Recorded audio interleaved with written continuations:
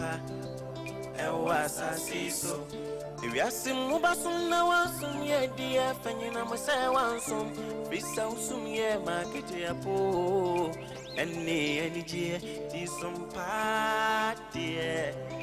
e market apa sompa die sasiso emeni je Sompa FM Sompa TV market apo Sompa die MING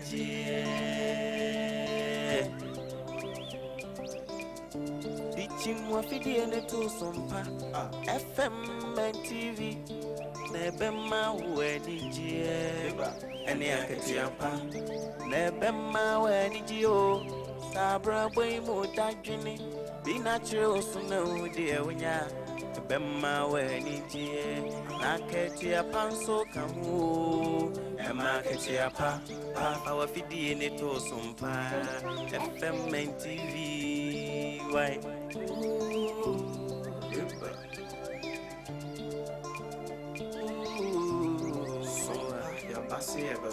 Yasin Sompa mani jeni akati apana unu warada Sompa de asiti neimuno ema akati apa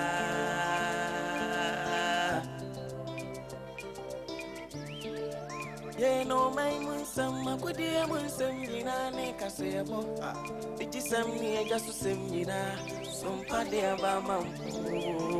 Sompa FM Emaketiapa Sompa TV MNG Sompa TV MNG Oh, wisdom ni mitie Sompa FM he Sompa TV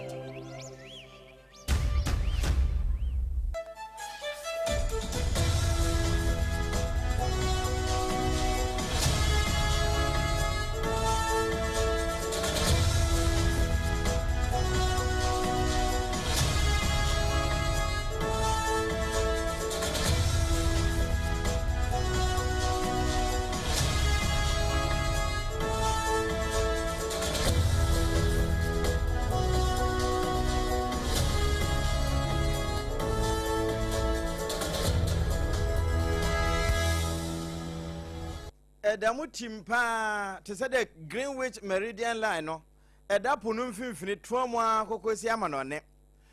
no nzebro kasebo anwumre de no wei eya memene de anwumre eno ene ye de tuo mo afiafiem mo nwumam ofonso kamu ba bia wo bia no kasebo ye de tuo medimafo eba center Dr. Time da so wona de time ato yenso akase yi eba wa akwamu na time na ye ka ho asam no TIME Ode kwa aduro mu a malaria do tatahwe Dr. Tafri Jana ayo eno nsu kutaye mu ena anwumre ye de toa wo ewa chirichiri na abenche ma remfi se wo hwe yen ewa TV ne so Sompa TV a ewa baabi a decoder no so unya no waskane wonsa beka yen eno achi 93.1 ehwe adabraka timber market nchen ho a ho na Sompa TV no na fe 21st clinic ewa Asantemamu wo mo to ya pete Adamfopa radio or France Abrochimamu 101.1 takwa Sompa 103.3 takra Dede no a ne nyina wa atoye fam na akọbono na pu ye fam a Sompa 90.7 nkransa de no a na 106.1 enu etachiman bron champion do akwa sabra kro na bono na hentro sunyane 98.9 alaji be kwa na abro sanum ho na ne obumpade memainti no etoawo na kaseyiba ansana abante no beprapra kwan mu Sabra krona doma 100.7 wafanse mpabi abusua Sompa 101.3 wono so fa ewo doma amanim eno achi no yasaso ya life o wo ma wo France Abrochimamu nyina etie ehwen ewo Adamfopa radio ena wo mo se yense sebon na chese ne madeda na kwan mu eno nyina achi no baby FM stations no wode decoder no so abusua wonsa beka yen ena Sompa FM live ene YouTube Abrochirefo nyina enna wo mode namwo ena Sompa 106.5 FM Accra enu ye Facebook no na nasafo kantanka wode ye kọ kantanka na awe enti enyaba ne sa se wotene wonsa wo bo wanini ba bia ye wo ho kene so ban radio ubenya en live ho poncho wabiebie de atom traditional cancer no opposite wo wanchi ena droman kase nkransa tifins no can stay biem teacher Johnson wo woti ene na afa na aduru nkwanta de a yei ene na paloma wono nso abie ne dendenden pa anwumre nsam no de yede ba ya obeti ewo natifi asemu no ene se oswafo a wo hwe kwadwuma wo kura de ye enwuma ene ho mfiri enwuma nsam ne nyina so walonche de bi ye fe no made in Ghana FIFA World Cup 2026 Expo emunsam ebroketi ahonwi sanso ena NDC amanyokuo nimu kokobo akọ ede ama eye wo bibia wo pepa pese ogina ewo party abato ankrankra de a wo pese o mo hyehyɛ de bamu se wonim na wo fi ase atwi utiri ebe kyesa an me pese me contest we a anhwa ade ayo na no mobile money for wono mo ho a yesi ya block won efiri wo mo mpanimfo no won ye adwuma na fintech for wono makasa ho na mobile money for nso de krata ababeya no konkori ohiri papro ho asantemanta masem ne yekan ye fra no nana adani mako ya otosum yenu wose yefin enye ne mpatam ho wompene so kra sanso ena yebekwa kopie mu ewo eye nsemfoforo emu a eye assemblyman fuo bi no makom ho abom no mo bom nsem edi mama mpani his excellency Yewura John Kwame Dramani Mahama na edi na mampani aya assembly members yi etu chede amani afe yebekọ bono na po FM so fomame otutu atuo wato bia firi ho aba na we de atachi mameyo Yewura je mensa na nani abere se tano suo no amanfo asisi dan aben no ama moamo ewo mu okro bo ade de aboye anaso ode akyeye no wono mu nsu nti munya kun no na munya dan ne sie ene ya wura ho sempa we so ene ya ne ya ne aba ena afoforo san ho ne de ho nsem nyina bra wo na watwi mu nsem wo de bedi wo ntoa ewo Ghana nkomo no mu no ye besan yi ni nyina ma akoma ko akire wo eno ne efe na Ghana this week no na watwi mu de no ye besan de ama wo na wasan atie bio eno na sa wote a utimi ka se enti Ghana ha ebi nso ate ase a nyanwanwa me manfo no betimi aye ensam no do so pa enuanom ne ye basa ena ye agebre ne akenkan ne kama ede ama wo memeden Obrempon nana kwaku ampoma odema kuma chia me mene nana opon checheku enafi triple emai ejapia apam dada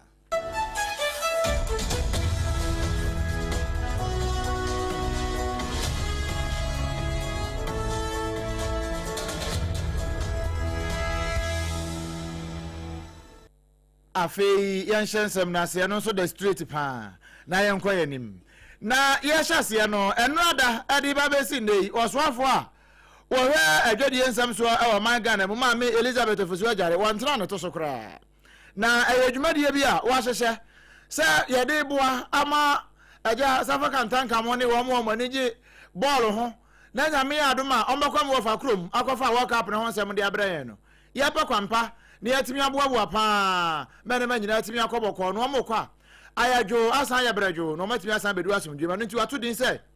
made in Ghana FIFA World Cup 2026 Expo na we no wasi wo ye te say platform kase pa no de agina so stage kase e de agina so e de ama won mu a epese ekobie no wo mu nyina timi akobi na bibia atumi aye fine afei ne ya won say won mu a ekeka won ho bamu ma no ye pa na Ghana fo ne ma papa ye wa epese ye de kwa manone na manonefo ni nyina hunu sampa Ghana aba ha anya hweye wokente ye wa atadwen ni nyina aka bomu a eye pa afa niam ahodo bebre te se cashew mo shabata mo enkuto sei America fo pebi kura wenya ye de bakwa de prekase nyina akwa America eno no wache se we no ono so afo ohwe adwade ensam so ono de ohwe dwad ai womu a omanfo ne betimi afa so akwa akodi bie ewo wo mu a be ye kwa akobbo na anya se ye kwa akwohwe ni so ade nkwa asofo e kasa no na no apon cheku na nya ne nchempe eno nti obamode atase nsam no kama eno wotintim ye ede bra yen na ne nsam ba kwa no waka ewo akire ho ne se we say sa Litina Travels ane travel and turn one more aka di mu ampeso omodu am ho bom asue no ane one more diaspora for no one more unde akoma kodi wadeda no na ampeso mbaba fa Ghana fo bi de ko no nyina no ya amomfa we nyina nka ho na Ghana ne papa ye wo no yemfa bi nkwa ama no ne yenkoton na yenya sika papa emfa merafie na yebefi suafo yi ensam so na yakwakọ piemu ewo eye NDC amanyoko no emu na trofo be de kire a woda amanyoko yi ano ne otintim ewo eye operations mu ne fan mu bie yera Mustafa bandi na wo kasa yi wode ato de kire mu se na sentem ni ohonuma na fa manfo afiase afre ne tetefon onkora an wate se apam pese wogina ewo eye Anomabu electoral area say constituency secretary enunti oye campaign otuonu ma no wate say oh yankon a adwa sare pese wodi MP ana say okope constituency organizer ewo eye trobo na enu enanam so ema eye opania be de kire yi wode kokobo eko ediama obi bia wo pese obegina say opese oboa na fe internal elections ya omoba betue odu hu wuramu bia ose kanwano paado ema wano enko haw ema onko pa na wonko kanka kansensem bia se bebe wi akire no na fe akokofa ensem eni oye na bi ede aba wose ye kwa ye ba nyina no da no ho te se sebe mumu woso na ye woni trim ezan se onyo bia na obie na no akotire ade kire no na nze mufu abebebre na kuta skill wo ye obetro ne da ya so no wa tro de gu nkrata so de amount na yera eye Mustafa kire se wo ye NDC bapa na ebie wo pese timamufuo ehwe kwan a wo fa so wudi wujuma na yeto so aba ema wo ba beboa wo mo se yeto aba de mawo na wo be ye constituency chairman constituency secretary ana ubenya dibre bi awo biaya awo mu onom na wote wo wano ana ebi kura wakoye ho t-shirt ana ebi mpokura wafro bi wo phone so ena nipa kwan record say evidence no mo de be kire na omso betime disqualify wo onso betime disqualify kura ebi no keka an ena o ma hu say dem training a wode amanyoko na no yi onyama mpani di bra wope obi nso kire say oh enye ne sample kura obi nso kire oh yera Eric opoku onu nso nya wope ebi nso kura keka ne omuni mu a nti eno ka ho bie ena ode kokobo eko ede amom se wa wonim na ye beti se wano akeka an me pentema be ya campaign ena mafia se matwemitimi ba be ya campaign enu nti amanfo nhwe me na me ba no mi kura kosua ena motoma me ni se ya wo se wo ye NDC ni ba pade a yesrew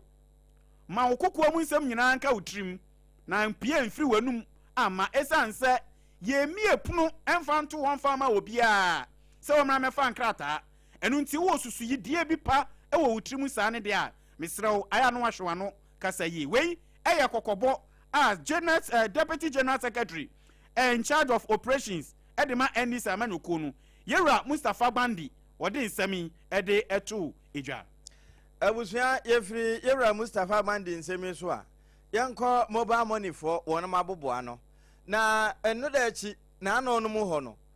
mobile money ukwa baabi asa ukwa koyi bia ne yesei ade ne atiko network nya adwuma ene dodo na abu fa so a atwen no ede fa wombo na ekwawie sa na efri wo mo ampanimfo ho eno na nam so ma hotbite kase so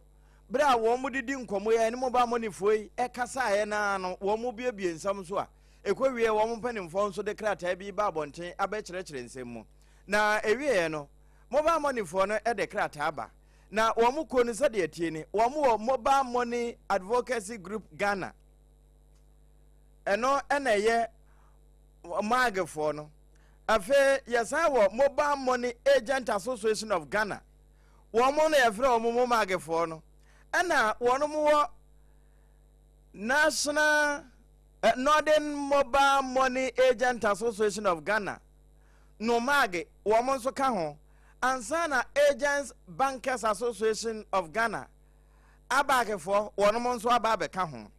ana Sarfo nyina aka wontira pam ho atworo krata ede kwama wo mo ede won sakeka wo madwuma wie ma eboko na wo mo a wo ahotoso wo mu nso ekwawie na wo mo gidie ya ate ayira yesesei ebi kura ka se jama ji esa kodadanum ekofa e money box biu na bibia ni a ye de akwa money box ye no nso utra nye ye na kromfo bafia obetimi afa ne nyina afa adwetire na krata wo mo de abai empanimfo ne se no kwasem ni kwan a Fintech Limited ya wo mo nso ye Mobile Money Fintech Limited MMFL wo mo ne wo mo die no wo mo ne wo mo ani ne yie ni nyina echi no sade ade ne si ko ya ekwawie ma nema ebo kopa na wobo ne kodu enko woye bibia enye yie na wo man ka se mpapa bia nkyere won na mom wo mo di kan ebugu mu ansa no eno no nso nya de etwa yie afa wo mo san bobo nsem bi so se jama fraudofo bi awurawuram ena won mo se we nyina no wo mo di gu Mobile Money fo no agency no ho adwuma ana wo mo di gu won ho fi na eno no nso no eni kwanse wo mu ja ne trasa e ma sabio wo mu a ate nsem binum ede ne nanenam no wo mu de beko afi wo mu busa na asema wo mu busa ne se e ba kuntabuo pa nso a wo mu bia nkyere won eno achi saade ya wo mu ye ya nka yese ye bo wo mama ne ansa esan se network nya adwuma mpo ana wo mbe maintenance bia ye send message across obia nya bi woni phone so enti wei na was a woman Sunday agency no message ahead na say ansa na wo ma ye de wo ma ye na nso bra message ne ba ne se wo mutum nyina ebafua eno nso no entwa ye enti wo ma ye abe si ka ho ede ene ini efu nyina ena wo mo se de edika no eba wo mo nhyehyɛ na wo ma buso violation of due processes afa emati mamufu a wo mo de won ho ato Mobile Money so no wo mo ho kire won pa economy num enti eno so economic harm to livelihood anso ho si no wo mo se de ekoye bia no eye president of unfair scapegoating chese ya wo mo aponche a wate ayira na eno nso no entwaye uye no to nchen a sa statement ya wo de beba abontensa na fraud fo awurawuram no nso koresa gu ohun fi ema nipa nyi wo mu niye ana hwehwemu a ese wo no mo yansa na wo mo boko adu no nso MMFL fo Fintech fo wo no manye na wo mo bossa na ni nyina echi no nso no wo mo asusu se ebinom nye eno nso e basa wonya obeye eye tan enti ene ye presumption of guilt with that basis na cha se wo mo ne agina so bi a wo mo de ye de wo mo de ye enti wo mo say Mobile Money Association of Ghana, Mobile Money Advocacy Group Ghana, and a Mobile Money Agent Association of Ghana, ne Agent Bankers Association of Ghana. Abage fo nyina na aka won ho abomu ka kire Fintech fo se de omo ye no wo mo anye ni ye enti Momag wo mo pani Kingsley ke J Amwakwata na nsahase wo National Secretary Director of Operations NFA Dela Dastan Aboti ono eye maagefo na wono nso ne de hyase NFA abagefo Daniel Akosa wono nso ne nsahase a no maagefo nso no eye yewura mumuni Abdul Aziz wo munyina ede won nsahase a ya boss wo so mpakase so amawo yeto akase ne so ne yakwa akopie mu ewo asantemantam mu na ohin popro ya wo konkori eno ewo atwuma kwa ngoma mansiri mu asantemantam ho a eye nana adai ni bako ya otoso mienu wono na wade ni si akonya so ohin popro yi wanya mfinhia no eduhuwe na wasi mfinhia du wantimi nni sa amfa nhede mu ntino wo mo ne atiasi fam ene ya behera na nakita ayi ade ya rake no wade tigatam na ebi kita dampraye na ebi pra ebi kita daspa ne dasbin no mo segum sa wo se ya se ya ka se nyamesompa uyi anu firi wo se ekimahonidie na to aso nti won tena ho ma yade enkuni manfo okra anu nti na na de animu we are large scale clean up exercise anu ye ye e wo konkoria wo de nsem se atu dwa kan ho yɛtaa akonnwa so mfie du yɛtaa akonnwa so mfie du mfie du die mɛsɛ me manfoɔ akra opanyin o mmɛta amachi na de di kan na nyame ase ɛda nyame ase wi a na madam manfoɔ ase sɛ nam ɔdɔ na ɔdɔ pa o mayi akyerɛ me na wonam a wo sɛ nana konkori ni o no yɛ sɛ konkori hini ni ɔse wɔno a ɔse ei oh yɛkura yi deɛ agya yɛbɛtena ase yi school ana na ɛha yɛn ɛso ɔba adeɛ no yi yɛdomfoɔ bi na obɛsi school da wo yɛsi wo kyɛ yɛn ɛna mea so mataziri aburusia yɛ a memanfoɔ gyina mu deɛ yɛne ɔba adwuma ɛsi wei apart from no no deɛ yɛbɛyɛ no sɛ yɛwɔ asase university no bi a anaasɛ school ni yɛbɛpiri bi aba yɛwɔ asase yɛbɛtumi nyame pɛ na sɛ aban so ɔde bi ba a yɛbɛtumi agyina ama na aboa yɛ yɛgu so yɛ ne yɛbɛtumi bia aboama konkori nneɛma nyinaa kɔbɔkɔɔ na wie yɛpɛ wɔn mu a wɔn kɔka nana ho ma ne di mfinhyia du ma wɔn nyinaa kɔprapra kama no wɔn kyerɛ sɛ nti wɔn kɔka nana ho saa nso deɛ wɔtie enti yame adom konkori hene ɔba yɛ saa deɛ no ɔnto de si n'ani so mfie du no na so wɔsi yɛn prapra yɛ bɛ yɛn hyia mu a saa ka na afra de bɛtɛ bi ba sɛ na de ni ba awɔ dɔ ɛma fie baba sɛ deɛ ekure no bɛyɛ fɛ nti na de nyɛ yɛ so ebi anu kra de abu etisi anu nsuo ni ebidi na de fa wɔn sia yɛ ahodoa obiara ni gye so eti ama yadeɛ antu kuro ni abasa na yɛfra yɛ nyama wotwe mmaa yɛ gua bebrebe ya awɔ sɛ mu wɔde bɛtu gas ni enti ewure a wɔkuro ni na wɔsi yɛ odi na pasha wɔsi etimi plapla ha ne ha yɛ kama sɛ deɛ bɛyɛ awɔ bi ɔbɛbɛ kuro ni bia ohun si deɛ menyini so bi wɔ fie yɛ nyinaa yaba akammerɛwafoɔ no nko a sɛ makunu ni ne a yɛ ne a yɛ ho ɔden ne deɛ mmerɛwafoɔ kɔ bebree wa nkɔlaa ne mpanimfoɔ nyinaa abusua pani ba na amanfoɔ kuntunu ho kama ɛna wɔn prapra bi dɔ na ebi tete gye sɛ ɛfɔm hɔ ne ade nyinaa sɛdeɛ ɛbɛyɛ akuro no mu ɛbɛtumi atenti every style every angle wɔn de pra wei yɛ ade hyɛ no bi yɛ konkori ɛna wɔn kyerɛ wɔn ani so ɛde kyerɛ ba wɔ abɛdu saa no na presiding member ɔwɔ sɛhwi wiɔso abatoɔ mpɛsoɔ so ɛyɛ honorable Evans Aka wɔn kuro yɛ yi wɔyɛ assemblyman ɛma adehyɛ ne temamufoɔ a ɛwɔ ɛyɛ sɛhwi dwinase electoral area hɔ ɛwɔ western north na ɛyɛ assembly members nkuma ne nka adantamfoɔ a wɔka ho a wɔno no ɔyɛ presiding member ɔdɔ ɔmano ɛna ɔmo si daabi ewiase yɛsɛ wɔyɛ bi atwa so yɛnka sɛ wɔyɛ bi atoasoɔ na mmom ade a his excellence yɛwura Kwame John Dramani Mahama yɛ ne de abusua ɛkyɛn po wɔayɛ ade papa assembly members foɔ kyerɛ sɛ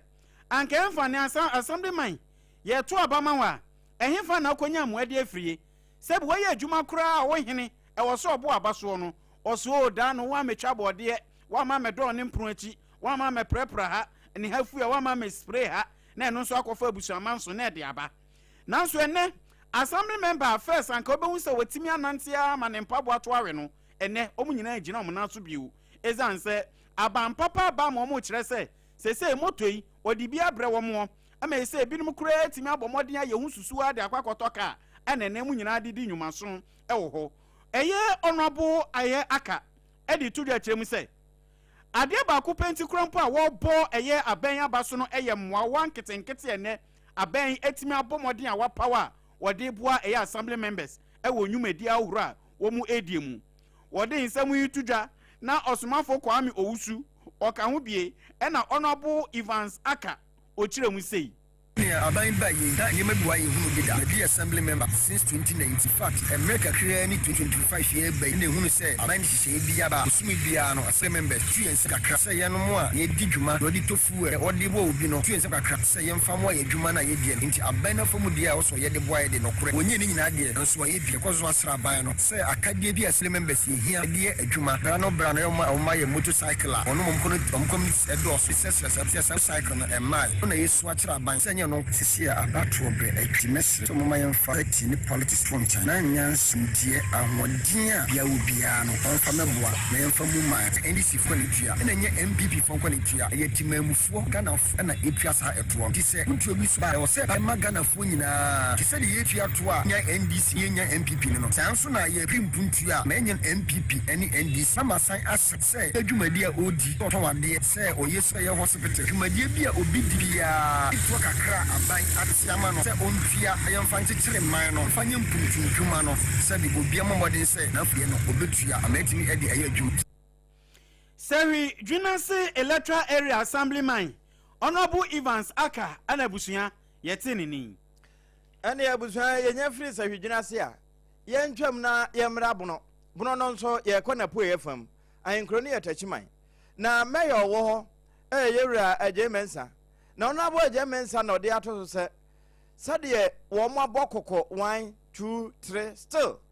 timamufo bi guso a ya to no nsuo no wonu mu didi kwa ho ama sesei empata ne emu obese crocodile de nyame de ma yen anka bi no betimi afiri baabi abehwe ye yemfa so no wo mu nyina akura ewuwu esanse achiwade ne yede ka won na yewura je mensa ene sofo maame otutu atuo ene edi sa nkomo yi woko Egypt maimu a ne omo kan say Egypt is Nile and Nile is Egypt. Samo Batechima Haswa, Neyebekani say, Techiman is to Tano River and Tano River is Techiman. Techiman Yabosi Ejina Insu Tanos. Yabosom, Yananum, Omodebet Tichiri Techiman Mine, Nina Ujina Insu Tanos. Na Enomiri Mekase Tanos you Huaba Asem. Seni Ebrebi Insutamu, Ninsutayao, Okohayo, Kasabia Yakan say, a Pima Huaba Asem. Sani Insutanoso, a Huaba Asem. Enti asema aba hono ena Honorable Ajemensa mayor ya wo Techima Kropon mu wode to of mame otutu atu anim sa sompa muna bibi e kire yenso ana wo bi kofenam enem pompuntuo abo obi se etira bokoto a muna ye ka kire mu a eye adwuma enti sa asemi mu ana mbetimi ama akwa akiri na fe adehye na asesan firi wo mu suso na sa bre kro na no na eko bi a ye frɛ won se Threatened Species Conservation Alliance Penia wono na kofa bae owura mo Emmanuel no ono nso ho na bra Imanso e de sei e na to so Crocodile Sanctuary is a very important initiative that Threatened Species Conservation Alliance has taken. It's basically about trying to protect critical resource, which is the Tano River, which serves almost over 100,000 people with domestic water, and a lot of the farmers around also depend on this very river. So this sanctuary will help preserve the river and also sustain the livelihood of the people of Techima. Beyond the protection of crocodiles, the major or the bigger picture is to sustain livelihood to ensure that the people of Techima continue with their farming without difficulties. Because as we are all aware, we don't have irrigation systems in this country. So mostly farmers depend on the river to irrigate their crops. So Mr. Amo Emmanuel ena ate se wo kan brofo yedu nanso ye de abatwi kotwi ama wo hunu de no wo pa kire setimamfo nyina nka won hummom na tano su kase a basa yi adom ededum wo mo a den cham wo mo a foforo betimi afiri baabi abehwe asesei wo hwe bi kura wo hunu na wo mo a wo te ase kura ewu no wo betimi asan agina bio afei yenwura mu ewo na awatwi mu nsem firi na no joda de ba besi enra fie nsem a abobo ba ya ewo man Ghana mu no yensan si usubiem na hunu nsem no sade na tie pa na no joda no na executive director de African Education Watch e twa ne tie afre no Edu Watch ye la Kofi Asare wo kan de akire Ghana Education Services say sa recruitment na portal no ma bie no wo mo ma ye hunu Ghana ni bia peso hunu bie say district bia no ye ma mo nipadu ana nipadu no wo mo ma ye hunu sa de no se ne be ye be hunu sampa nipa 7,000 how mo fa no district bia benya say I'm not too sure whether it's enough or not, but judging from the initial comments in the first 2 days, it appears that people have experienced system jams. You have about 50,000 plus people who are licensed, and everybody is struggling to access, and only 7,000 are going to get jobs. That's about 12%. The second issue for us is the fact that the GES must announce a redistribution plan. But at the same time, we have about 15,000 surplus teachers. It means that how GES is able to solve the teacher deficit situation in the 30,000 classrooms. We are executive director at the African Education Watch, EduWatch, Kofi Asare, one Kasai. Na yentuo so oda no dwada ni mu na eye ukopie mu mamra shebedefia Maronti chief whip wonu kroye ensawoma do agiri ono ye mra shebedwani wo ho onobo anodompre na wo kasa yi wo se watrasia hwepetatakrama hu se dwemtreni a woda NDC amanyoko na no Yera Johnson esiedu nketia General Mosquito ade na opani waka na no atum ewokuaye adwuma mu every be HM no so no cross so ekoko kwani internet koko hu nsem a ba ne wo bia ka bie won tini enti a Yera Johnson esiedu nketia aka na no atum wode nsem ni nsem hu bisa ekoto dwa ewoten abato ompeso aso ne ho na Yera no dompre echemu sei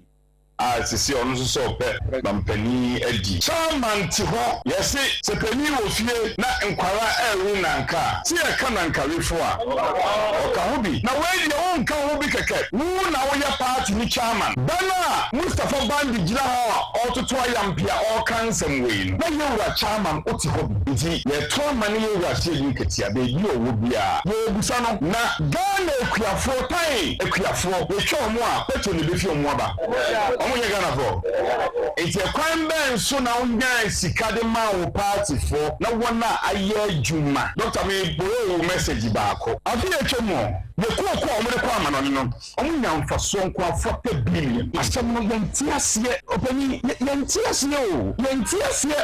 utiminya 117 billion also ko she serious ukoto ko last year unya mfaso 40 billion so 40 billion no e wo hinfa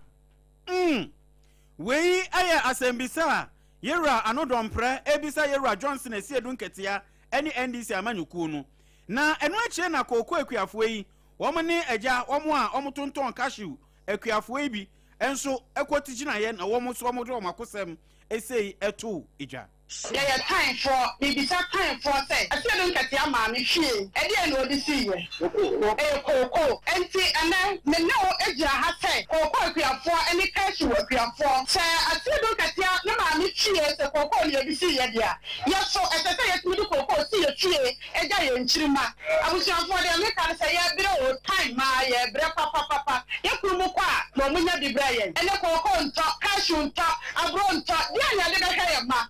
Mama wadi ya bro papa abusuafo asamba ha tan ha se wuhia eso na aye akona na aye saponta aye koko sika aye diati ana se kashu enti se koko nto na kashu anto tan for ni abragu ya ka le sempanyi fo ma mu kabia eye no mo kabi maye na ye timenta ye ma asia don katia ne no fo ma haye ye nto aba ma wo mo na de ye ka ne se mampanyi ya nkata Dr. Mahmoud Bawumia ya bonfire said Dr. Mahmoud Bawumia obeba enti wei aya tan koko akuafo omni kashufo na omakom ho bomu a abusuan ye te se nsem yi omni tudwa da no edwada ya mane boni Alex Kwame Redu edebeto pronso abusuan ene ma yemra nkran ne ye kwa Madina Race Junction ho ehwo na wono mo etete mpatada mu no eja so container bi ho ma ewieye etekan wonom na odunja adwumakuo no ebopini ho wo mo na eja intemptuously wonya ka fire wo se safety wo mo wura ho ntem etimi ye yempo a wo kranto na wo mo a wo ho ka mu no wo mo de wakosem eto yama ne bofo enim sei They house and we see say some people they come out. Then as soon as we enter this place, now if some weatherman who they wear something for someone and they confuse and they put the instrument, the tool that they used to do the work and they put it down. As soon as we come on, we just say fire the bend. So like if they bend too much, people things all spoil. And plenty people also come here and help us small to off the fire. And even fire service try their best. They come and help small. So right now, as soon as we see people here, maybe our things all collapse. Before I come, fire started coming down here. It started from the back. I don't know. Yeah. No, I won't find out. I say papers. Everything goes. Everything lost. Enti wono mo a ewo hono na womode wakonsem etro yamane boni enkra hanso de onabo na oponchecheku na bobo ano na yede etro awi afe yenwura mu na ano ebenada no na benada no mu nsem no na oswafo a wo hwe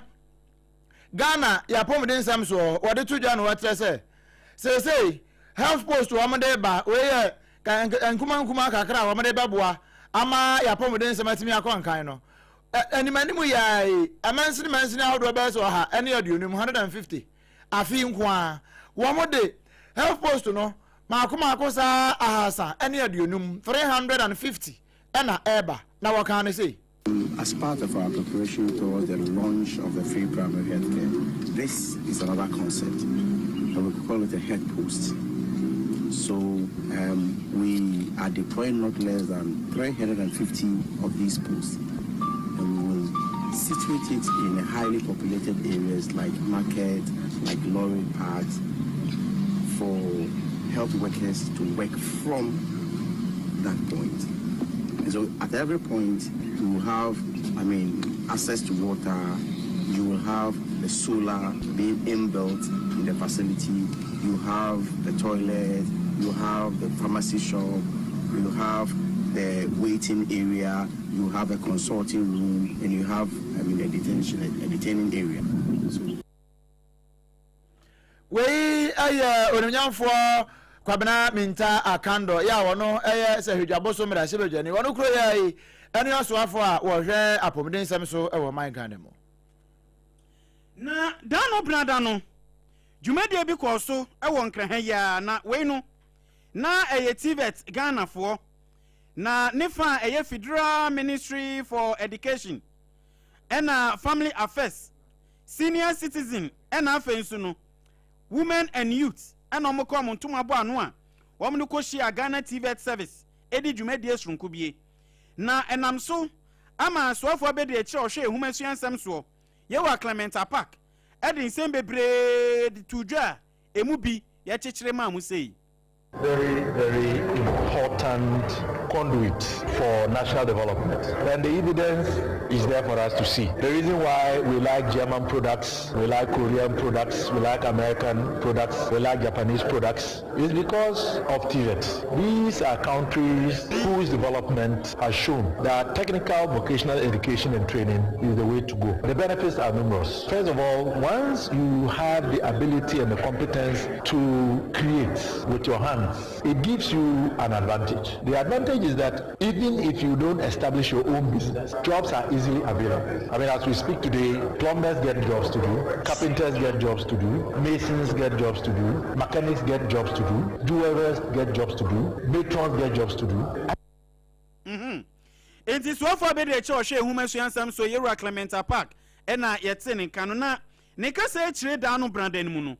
Vice Chancellor Awada Accra Technical University ano Yera Amevi one also at the Accra Teso say. I am happy to receive this prestigious award at the TVET Excellence and Award Ceremony today on behalf of Accra Technical University. And this award is that of the best school tertiary for 2025. We are humbled by this recognition, and at the same time we feel a great sense of responsibility. For us, it's not too much a hazard because this has been a year where we try a lot of innovations. Apart from the core business that make our university what they are, we've got to do with teaching, research, and even community services. I think university ought to be innovative in this our time to be able to provide a platform for students to really do innovative things. And Accra Technical University over the past few years, and especially the year 2025, has been identified for several of such innovations. Account, among other things, the creation of a Center for Entrepreneurship and Incubation Service, which supports students to develop projects and bring those projects to fruition that even can be commercialized.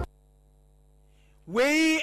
in some way see down brother na ya mani boni otun krafin kraha eto edemane yen. Abusua ene na ye toaso na fe enwumasua mu a ene yegina.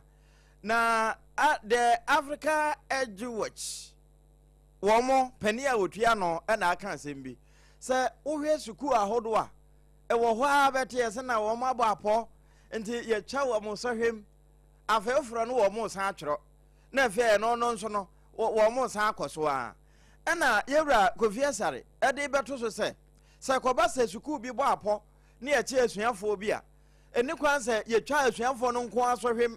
ana ye twesensen me so ho a na mom akyerɛkyerɛfo a wo sa suku kronum no womo nso womo mabiribi emfa womo ni so na sade yewra Kofi Asare wosi boss de akura no wo kyerɛ beye mpa anka saafo no yenyi wadi. Almost 15% of students had at least one result cancelled. What is worrying is that of the 14.8% malpractice, 99.7% occurred in the examination room.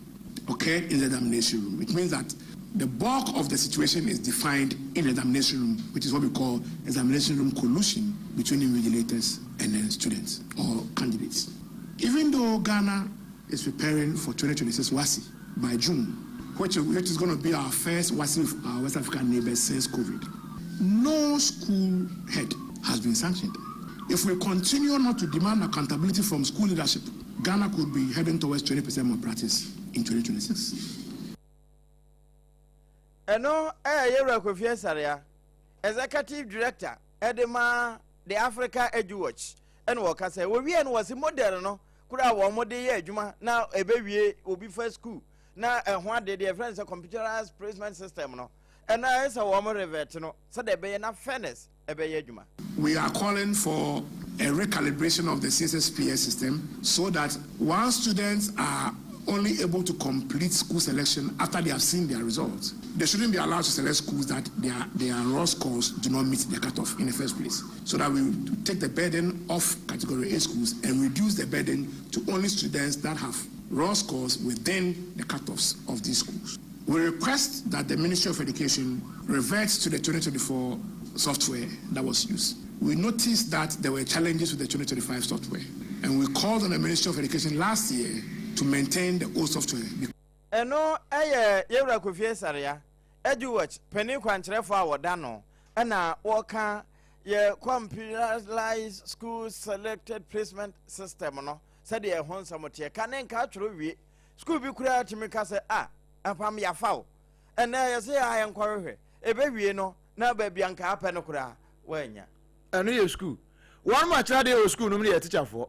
na no ukuada no na obo nchechekwu ya ene wobra sport ho se wodi atrantwe ne free ho no de kwa bank asiem ni nyina atran kasiem Jubilee House eno achikura no mkoko wie ye e wa so e sika asem so ni nyina ya se etichafo a wo mo ya adwuma e wo man Ghana mu ebidie ya bosumidu nine ebidie ansoso ya be sa bosumidu nson 17 months na ebidie wo mpa no mo ya demonstration waya kyerɛkyerɛ paa ne waya kyerɛ BC kura da teacherfo wo mo awakɔsɛmu ɛna wɔn yɛ yɛsɛ aban wɔn mo ayɛ adwuma ban ti ɔmka na ɛba yɛ na sika yɛsɛ aban de ma wɔn no wɔn mo totoa ɛmfa na wɔn mo kokoduru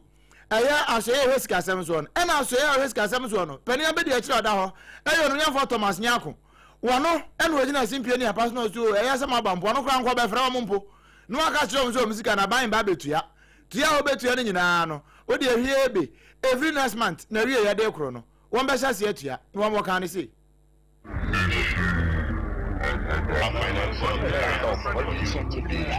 properly recruited. What is outstanding is the arrears that had accumulated over the months before we were put on the payroll. I showed your leaders who came to meet with me in the office because your concern is that you have credible information that your colleague in the health sector we're going to begin to receive their accumulated arrears from April. So I showed them that indeed we received a request from the Minister for Health dated 2nd February, and we have processed. So on the 26th of February, the Finance Minister wrote to Controller to begin the payment of the arrears for the health professionals. And the arrears has been started at the moment. So this April. For Thomas Nyako. One on our ass of a video child has Casamso. Now we are pet, and I teach for him be one on another point to coach on some say. We were all fighting together. So how come you have released the national plan and we are suffering? We have never heard anything either from the ministry or even from the finance ministry or the education ministry. So in fact, we were not. We don't know what to do. All what now we can do is demonstrate. And finally, our demonstration has never been in vain. We have heard the good news from the deputy finance minister. And easy, but Minister of Finance Abeka Sadia, the Deputy Abeka Sadia, Yeniaji Cecia, Cecia, your boato, your bonfire said, the Omuka Yeno, Entimi Embra Mukapepe, because Antana Belandi war a account to Munu, and I Yabejia the Pan said, your Muka Yeno, yes, so your job Muna di Prepo, and Mbefa this opportunity. Now my job meaning that God richly bless all. We are additional for crowd at the chef from Pennyforno, a teacher for no. One more sama, one minute to another point to Quenimino, and I know Quada Ebino.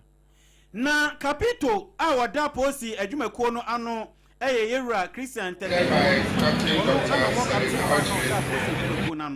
Na danu quadano, Jumedia Chenche be a course our form police unit, a war yetasano, or training center. Ninano aye a quaya. Yes, at Renche BC, and Nasa Bimpokra, or how be a seer, and a montuo ni quayon betima faswa, on the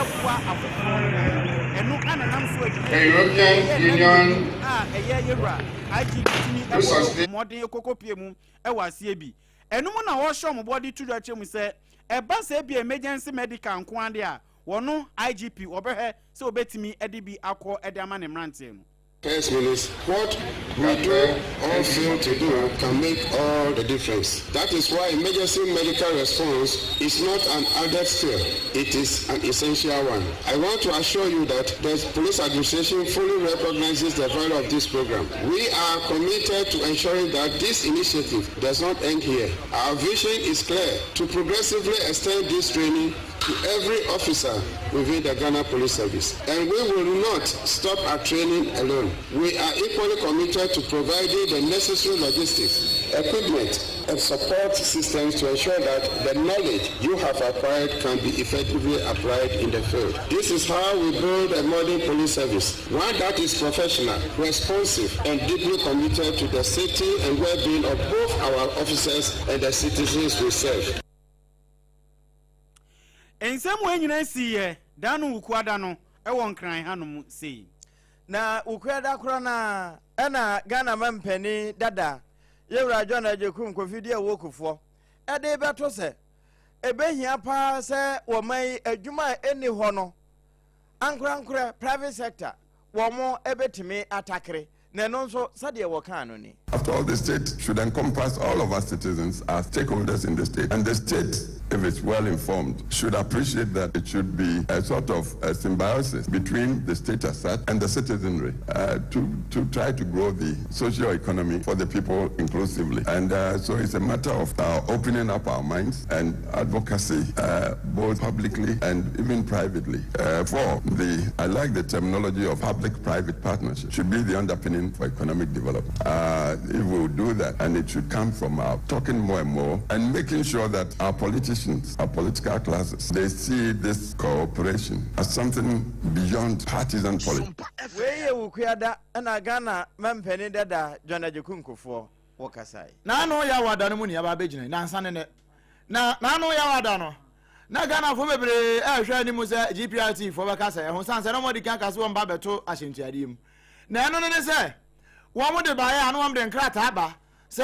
Ghana mampeni se diesel no twa 2 Ghana cedis every liter bia so na mom one mo ekita matters no a aye petrol no de one mo de na ban be fa 36 pesos pe e de free so de ama wo mo na eno na samola mo a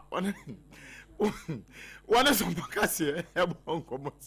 The government has done well. We commend the government for doing that. And the decision from the leadership of the GPRT and the other transport union is that we are going to maintain the fares that we are taking for now. Although we were expecting, around 1 Ghana to also, be reduced from the petrol. But in fact, half bread is better than none. Expense we have gotten 2 from the diesel and then 36 pesos from the petrol. I think we'll maintain what we are taking for now to see the way forward. We are Samola no one na ya penny abedi akira okasa de ma GPRT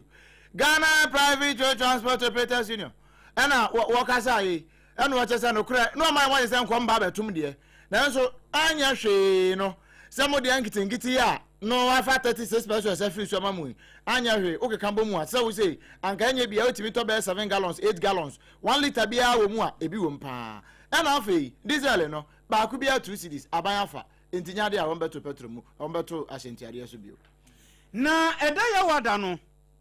won se enkomo bi koso e wo office of the special prosecutor e na afei nso eye oman atemuo attorney general hono na eno enam so ama deputy attorney general Yewura Joseph edi ba betu ja kire mu se no kranie ye hwe OSP Jumedi a wodie na no krani nyame anum nie e wo se ye ma no eye de brebi a obetimi aye ne Jumedi ni de akwakosie nemu enye se oba betra so nti eno nanam so ama Yewura Kwantra e produtu ja kire mu se ye kesei assemdi e bia office of the special prosecutor edi no won hwe so obeto ede amane eye attorney general no muntu assemdi e ni so e wo ho. We are in a country of laws. We are not in a country of might and men. The special prosecutor mustn't be an octopus. That assumes powers that it doesn't have. It is a creature of statute and must operate within the ambit of the law in compliance with every aspect of that law. If the law says that you need authorization from the AJ, you don't have it. You don't have it. We should not be too emotional about it. The judge simply looked at, he's a literalist. He simply looked at the letter and said that, look, the law said make sure that you get authorization from the AJ before you prosecute. You don't have it. Therefore, you don't have the power to prosecute. That's all that has been said there. And I don't think that we need to take head. We need to attack the judge and all that. The judge simply told us what the law is. He didn't interpret anything. He said, look, this is the law. You haven't come. Abusia ensemwi esi dano ya wadano. Emu nsembi ena yede ebremu no. Ene ya wadano a ehọ na yebegyina na fe yakwa akodan ye ho aba. Ni yaba bewie ewo defiada. Na ya wadano ena adehia wo mo asantema mu titru ene legbo sontwe afa ho. Wo mo boss dwetre ede kire ya ma ne bofo echese no kwasem ni de obo ade de ama yen enua na nka atwa ho ahia no yenim ba bia ebinum firi wo ma badwini nyina manso no ho ada ho na eno no sade ade hye ne kan ye ni and I'm some Mahon, I mean, per se, a Kobedako, and I say, obey bush, Now, there are plants, there are plantains. So there was about like 400 to 500 plantains there. They just clear everything, the coconuts, everything. The idea was, of course, almost 12 years for no reason. This was what they would be. And I almost very clear, no, so as I call insulin, like insulin, there is a lot of India can say the brew or Misuna Noa, almost cleaner, a Kaya Noa, now I feel almost say for no reason. If you have one would be sure so be any idea, you know, but if you may be way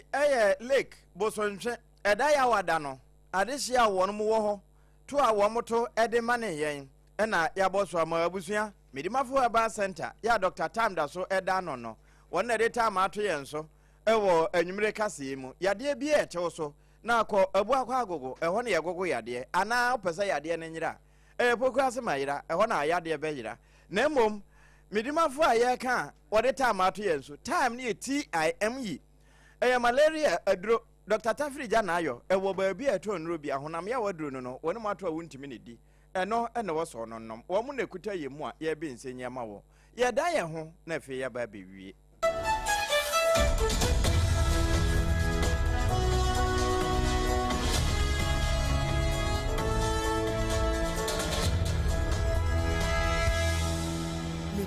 Midimafo, Pokwase Maira Accra. Midimafo, Pokwase Maira Accra. Midimafo Heba Clinic Accra. And you won't hear. Passing the Gumika Imu. A Hana Dudwana Aircraw. Hey, and Mr. Akra and put me at the moon. And yet the Muampa, the Sadia,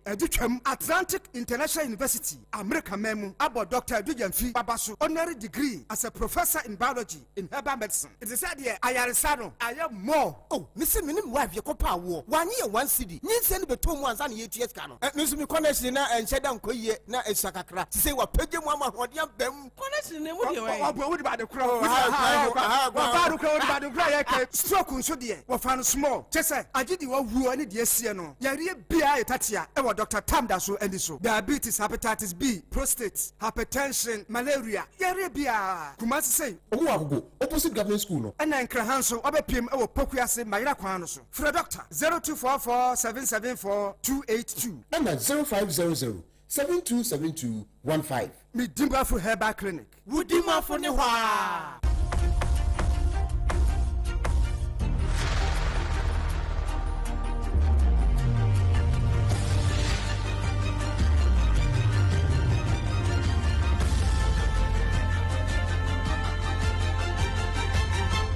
Sompa TV, Emma Aketiapa.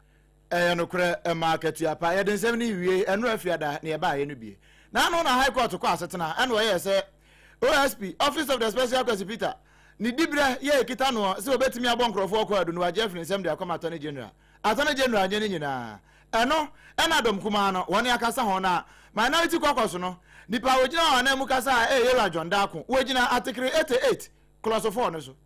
The office has been authorized. So the acts that created the office gave the authorization from the Attorney General. So you don't need a letter from the Attorney General to now say that now we have given the authorization to bring case against this person. Now this person, we don't want you to prosecute this person. Now this person, we can prosecute this person. That is what the judge understood this provision to mean, that at every turn we need to go to the AG. The Attorney General will have to authorize. And so the act in creating the act created the authorization, and it was one-time, one-off authorization.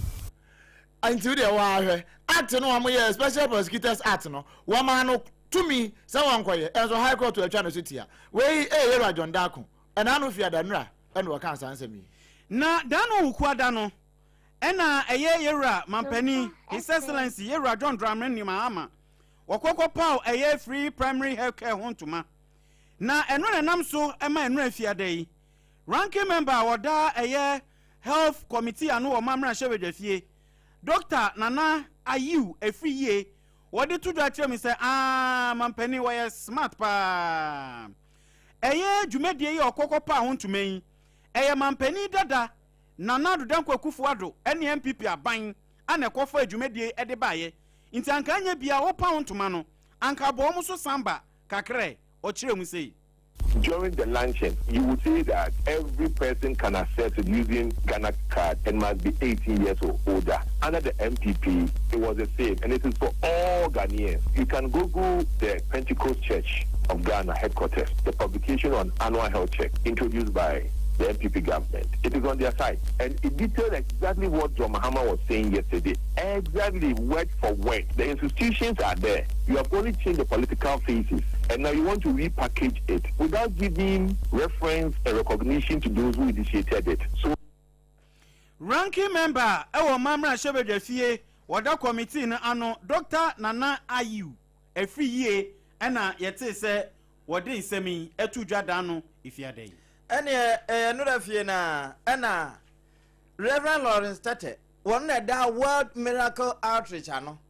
One also at the Atoso say, a man for a cancer be pa at the fan of one Casanity one, ye yibone, LGBTQ plus, yes, a cane or Bohosa, Brana Banda Danite Cunyaso. Nanso says, ya bam for Frobaeno. What can I know to? And was it baby or Gina no Gina once a side? Nothing changed. The reason why nothing changed is that I'm not propagating and condemning LGBT because of Nana Danko Akufo. That is very unfair. And whoever started that thing, I'm forgiving them, and I pray that God will let them realize that we are politicizing what we should not politicize. LGBT is not a political issue. You and I, 100 years from today, will not be alive, but you have children and I have children. And what legacy are we leaving your children? Posterity will judge it. And then we begin to talk about it as a human right thing. And then we get intimidated manipulated by the international community who says if you don't do it, we'll not give you funding, we'll not help you, we'll not assist you, and then all of a sudden, by the time we realize we are following things that doesn't follow. So, World Miracle Outreach, Sarfo Penny, Reverend Dr. Lawrence Tete, LGBTQ+ na Ghana for be say wakana no atum no, and watch us a baby ujina and order sujina. Abusia Sompa FM, Sompa TV, and have you done for Power Radio? Ayuko 100.9, and Adama 100.7 Casiano, and one Yadiama will never mean that bra. Yatra say no. Time have a mixture, and a boy chidom, and a midima for a bar center, and so boy chidom be, baby a coboko, and the anomaly a bassa, and a Nana Suffolk Tanka, and a Denise, a boy chidom, a chili jelly crab at 2 firm,